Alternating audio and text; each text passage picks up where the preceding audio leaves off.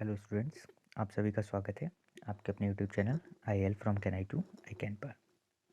Students, आज जो हम लेक्चर डिस्कस करेंगे वो एक्चुअल में एक टाइप की ट्रिक है शेड्यूल ऑफ कॉन्स्टिट्यूशन से रिलेटेड।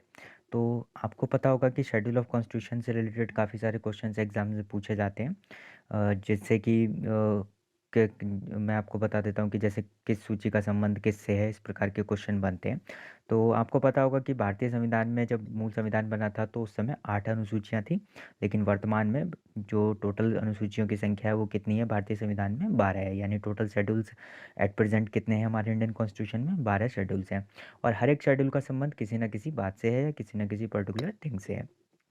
तो उन्हीं को रिमेंबर करने के लिए एक ट्रिक आपके लिए बनाई गई है। तो मैं चाहता हूँ कि आप उस ट्रिक को फॉलो करके जो भी उससे क्वेश्चन बनता है कि किस सूची का संबंध किससे है, वो आप उसको फाइंड आउट कर सकते हैं और आप उसके आंसर को बता सकते हैं। तो सबसे पहले हम बात कर लेते हैं जो ट्रिक है वो ट्रिक क्या है। एक वन लाइन सेंटेंस है वो आप उसको याद रख रख सकते हैं, टीयर्स ऑफ ओल्ड पीएम। तो ये जो सेंटेंस है, ये आप कह सकते हैं, ये जो एक लाइन है टीयर्स ऑफ ओल्ड पीएम, इसका जो हर एक अल्फ़ाबेट है वो हर एक अनुसूची को, क्या आप इसमें काउंट करेंगे तो देखेंगे 12 अल्फ़ाबेट्स आ रहे हैं।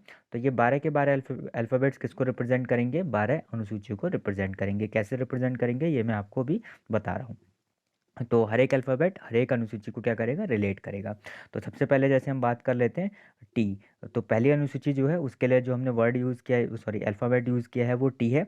तो टी मतलब किसके लिए? टेरिटरीज़ एंड स्टेट्स के लिए। यानी जो पहली अनुसूची है वो किसके बारे में बताती है? इंडियन टेरिटरीज़ और स्टेट्स के बारे में, यानी संघ के बारे में और उनके राज्यों के बारे में बताती है। ठीक है। सेकंड जो अनुसूची है यानी दूसरी अनुसूची है, सेकंड शेड्यूल है, वो उसके लिए हमने ई यूज़ किया है। ई मतलब एमोल्यूमेंट्स यानी वेतन एवं भत्तों के बारे में। तो याद रखिएगा जो दूसरी अनुसूची है भारतीय संविधान की है, जो सेकंड कॉन्स्टिट्यूशन शेड्यूल है हमारा, वो किसके बारे में बताता है? वेतन एवं भत्तों के बारे में।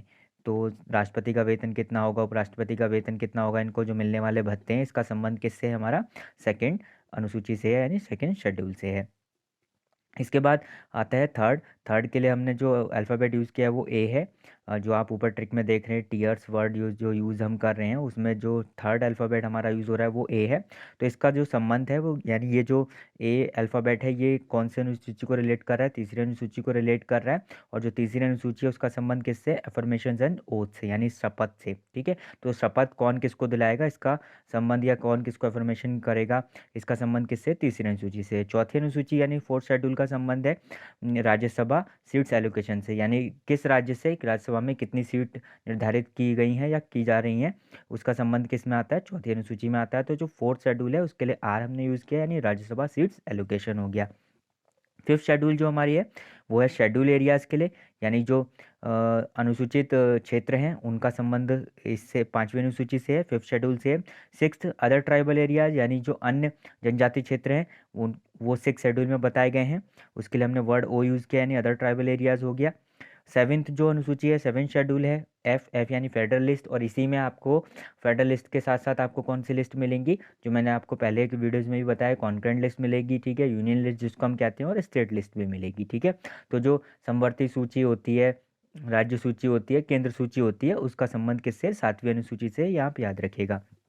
एट शेड्यूल जो है वो ऑफिशियल लैंग्वेज को रिप्रेजेंट करता है, यानी इसका संबंध भारत में कितनी मान्यता प्राप्त भाषाएं हैं या ऑफिशियल लैंग्वेजेस कितनी है, ये आठवीं अनुसूची से रिलेट करता है। और ये क्वेश्चन एग्जाम में कई बार पूछा जा चुका है कि ऑफिशियल लैंग्वेज का संबंध किस अनुसूची से है, तो संविधान की आठवीं अनुसूची से, यानी एट शेड्यूल किसको डील करता है कि भारत में कितनी ऑफिशियल लैंग्वेजेस हैं, इनको किस में मेंशन किया गया है? आठवीं अनुसूची में मेंशन किया गया है। नाइन जो शेड्यूल है वो रिलेट करता है लैंड रिफॉर्म से, यानी भूमि सुधार से संबंध है इसका। आपको अगर याद हो तो जो मूल संविधान था उसमें आठ ही अनुसूचियाँ थी, बाकी की जो चार अनुसूचियाँ हैं वो बाद में जोड़ी गई, जैसे लैंड रिफॉर्म को बाद में इसमें इंक्लूड किया गया, और इसके बाद जितनी भी अनुसूचियाँ आएंगी वो सब बाद में इंक्लूड की गई हैं। तो टोटल इस तरीके से वर्तमान में कितनी बनती है? 12। तो नाइन्थ जो शेड्यूल है उसका संबंध लैंड रिफॉर्म से, यानी भूमि सुधार से है। टेंथ वाला डिफेक्शन, जो एंटी डिफेक्शन लॉ, मैं पहले की वीडियोज़ में आपको बता चुका हूँ। और इसमें आप ये भी याद रखिएगा कि जो टेंथ शेड्यूल है वो एंटी डिफेक्शन लॉ मैंने आपको पहले भी बताया है, वो 52nd अमेंडमेंट एक्ट के थ्रू आया था। और कब आया था? 1985 में। तो याद रखिएगा, जो 10वीं अनुसूची है वो एंटी डिफेक्शन लॉ को डील करती है, यानी दल बदल विरोधी कानून का संबंध इससे होता है। और साथ ही साथ ये कौन सा संविधान संशोधन था? 52वां संविधान संशोधन, जो कि 1985 में लागू किया गया था। इसके साथ साथ आपको याद रखना है, जो 11th शेड्यूल है उसका संबंध पंचायत से है। और ये जो संविधान संशोधन था, ये 73वां संविधान संशोधन, याद रखिएगा, बहुत ही इंपॉर्टेंट क्वेश्चन है ये।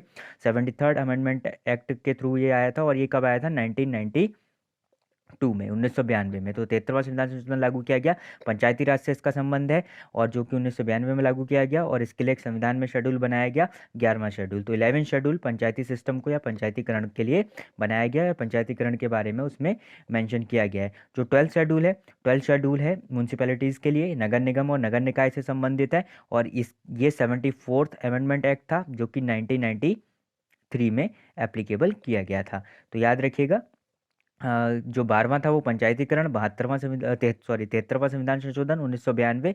और 12वीं जो शेड्यूल है, यानी 12वीं अनुसूची है, उसका संबंध किससे है? म्यूनसिपैलिटीज से, यानी आप समझ सकते हैं नगर निकाय और नगर निगम से संबंधित है। और वो 74वां संविधान संशोधन है 1993। तो इस तरीके से 12 शेड्यूल हैं, इनको याद करने की ट्रिक्स आप फिर से याद रख लीजिएगा। Tears of old PM.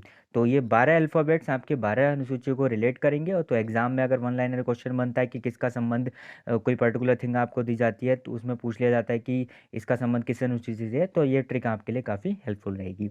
अगर आपको वीडियो पसंद आया हो तो इसको लाइक शेयर और सब्सक्राइब जरूर कीजिएगा। Thank you.